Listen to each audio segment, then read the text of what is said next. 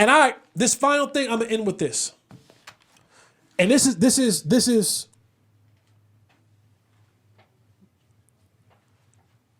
one that I'm passionate about. Even Tay and I, we got into a respectful. And I'm always for respect. I'm gonna respect your opinion. I want you to respect my opinion. You don't have to agree with my opinion. I don't have to agree with your opinion. We can respectfully agree to disagree. As long as the respect lines are never crossed, I'm always going to be good. I'm always willing to have a debate, a discussion with anybody, as long as the respect lines are always clean. And we kept the lines very clean, very respectful on both parties. He's where he's at. I'm where I'm at. And it's been a Twitter storm fire. What am I talking about? On this college football Saturday, USC had a matchup against the Washington Huskies. Two potential Heisman Trophy candidate quarterbacks go at it. USC loses a close game to Washington. At the end of this game, reigning Heisman Trophy winner Caleb Williams, potentially the first overall pick in the NFL draft, loses this game. And before he exits the field, you see Caleb Williams climb into the stands and jump into the arms of what I'm assuming is his mom. His mom hugs him. Whatever she had in her hand, she had like a poster or whatever. She covers his face, but you can see him visibly crying in the arms of his mother. When they showed that on the game, Twitter blew up. Twitter blew up. And you had a lot of these people saying, what poor leadership. Look at that loser. If I'm a GM in the National Football League, I don't even draft him. I have questions. I'm not a USC fan. I can sit here and say I'm not even a Caleb Williams fan. What I am a fan of is people having to understand, especially when it comes to men, having emotional intelligence. Far too often, we as men, and this is for the men I'm talking to you men, even as little boys, we've been told, don't cry. What you crying for? Don't let them see you sweat. Don't cry in front of people. Don't publicly cry. And you've heard this time and time and time and time. I heard the same thing from my uncle. Would cry, would punch you in the chest for crying. And so now little boys who are told they cannot cry, or that crying is a sign of weakness, or that crying all of a sudden now becomes this chink in a man's armor, become young men. And these little boys who have told not to cry become young men who are told not to cry. Never let them see you sweat. Don't cry. Crying is for girls. You're a sissy if you cry. Now become grown men. So these little boys who are told don't cry, become young adults who are told don't cry, now become full-blown men that are told don't cry. Don't ever cry. Don't cry publicly. Don't cry anywhere. Don't cry in front of people. Don't let them see the softer side of you. Don't let them see the side of you that they deem to be weak. And so you hear this notion year in and year out, over and over and over and over for generations upon generations upon generations. When is a good place to cry? Because now you have this mindset of crying is an emotion that I am not supposed to be a part of. When crying actually comes from the same emotion of laughing. Crying comes from the same emotion of worry, fear, scared. All of these emotions come from the same place. So if telling me that I cannot cry, to hold this crying in or to do it in a private place, you've now created a generation of men who don't show emotion. And now what happens is you have this buildup over the years. And then now that inability to show outwardly emotion becomes anger. becomes violence, becomes hotheads and tempers. And now someone's daughter's being beat on. And I'm not saying that Caleb is a womanizer. I'm saying that this is the residual effects when you have men who don't understand what emotional intelligence is. And when you have a crowd of people that come out and say, well, because he cried publicly, it's a chink in his armor. When what I saw was a kid, a young man, whatever bubble that he lives in, because his bubble is, I have the weight of USC on my shoulders. As the quarterback of this franchise, I put in so much time, energy, and effort, and sacrifice, and blood, and sweat, and tears. And our goal was to take this team on the shoulders of me, Caleb Williams, to compete in a national championship.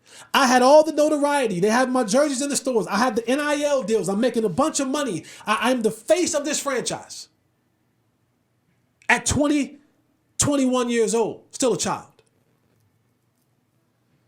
And I get to a place where I lose a game, and for all intents and purposes, 3 losses, you're not getting to the college world playoffs.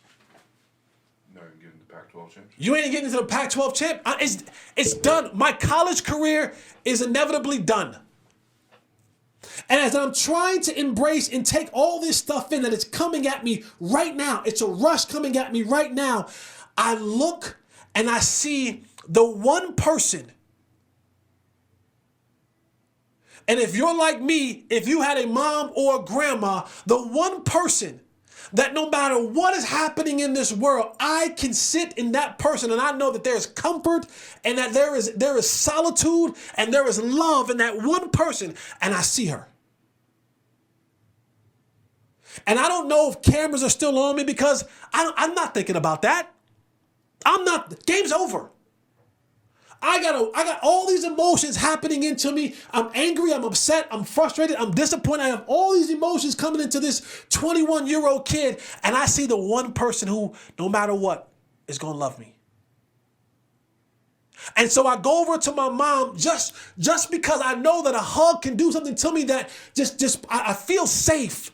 This is my safe place. This has been the one place that I could have gone my entire life, and no matter what, I'm safe. And I go to this place, and if you're like me, it was my grandmother. And my grandma used to say this thing. She would say, everything's going to be okay. And it didn't matter what it was. Whatever the weight of the bubble of the world that I was living in, whatever that weight was, it was lifted. Because the one person who was the safest place for me told me, in an embrace, in a hug, everything's going to be okay. Now, I don't know what his mother said to him, but I know that hug. That hug was a hug of a mother that for years and years and years, from the time that you got a boo-boo on your knee to the time that you lost your first football game to now, has been right there. And it said everything's going to be okay. And when he got in the arms of his mother, it was a safe place. Doesn't matter if it was in the stands. That's my safe place. That's my place where I can be Caleb. Not the Heisman Trophy winner, not the USC quarterback, not the potential number 1 overall pick, Caleb. And the weight of the bubble of the world that I'm living in that moment, is lifted. Now, you can sit there and tell me all you want. If I'm a GM, I'm questioning him, the public display, all of y'all that's saying that, I've been in the locker rooms. I've been around these Goliath of the men that you're talking about. A lot of them cry. A lot of them. And a lot of them run home and wish they could be in the arms of their mama or grandma. So what Caleb did isn't an indictment on Caleb.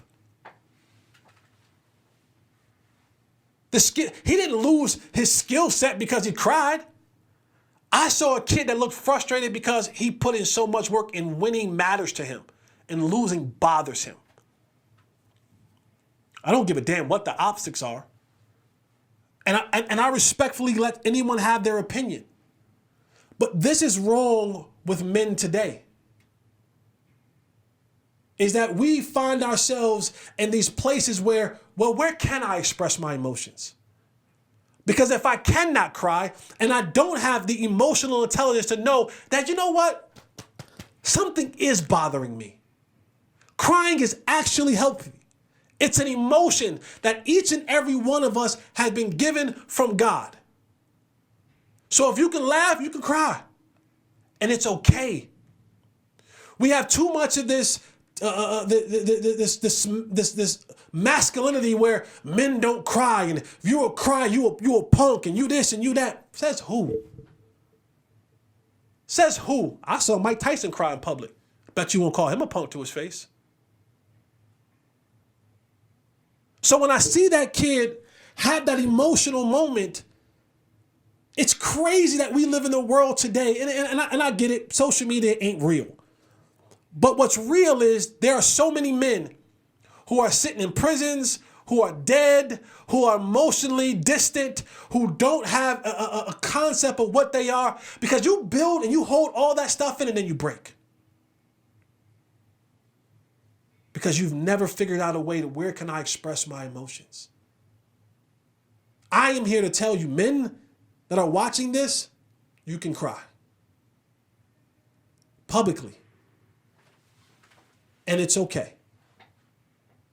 And I know people are going to say, well, you know, you add crying to him putting F Utah on his fingernails and them laughing at Max Duggan. Okay, cool. Hypocritical in that moment. Right? The nails, I don't care about that. Like, that's, young people do that now, right? That's a thing. The nails and all that kind of stuff, cool. But to say that there's some sort of negative connotation to anybody who cries, especially men, that if they cry publicly, it's a bad thing, you're wrong. And I respectfully disagree with your opinion about it. And if you're a GM or an owner or a team that's looking for a franchise quarterback and a man crying in his mother's arms in a moment where he was looking for a safe place scares you, I almost want to say I guarantee the franchise that you're running is already a bad franchise. And it ain't because of a kid crying, it's because you're the leader, GM, owner, whoever that is. We got to do better. We have to give these young men, these little boys, kids, young men, we have to open up that space of, yeah, be emotional.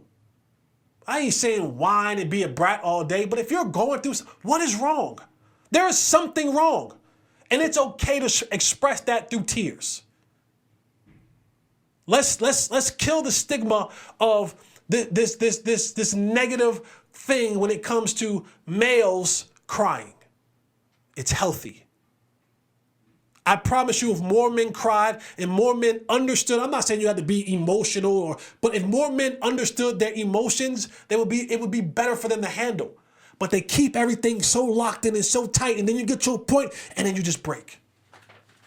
And that's what's killing a lot of folks. In health-wise, and in their temper and actions to others. So, Caleb, I wish I still had my grandmother here to cry in her arms sometimes. Young man, I saw nothing wrong with what you did. Now all you got to do is go out there and show them that you're still a great football player. And every now and again, you're going to have a few tears. If there's a man watching this, it's okay to cry for you too. I know what your granddad said. I know what your uncle said. I know what your old school father said. But it's okay. Allow yourself the space to be emotional. My therapist tells me, he said, listen, when you have an emotion that's real, let's sit with that emotion. Let's identify it. Let's give it a name. I'm crying because that offended me. That hurt my feelings. It's okay to say that. And when you're able to do that, you're able now to maneuver and navigate in a space of emotions that's healthy. That's healthy. and you're able to identify those things and put a name to them and not keep them pent up until you explode. All right, man, that's the show.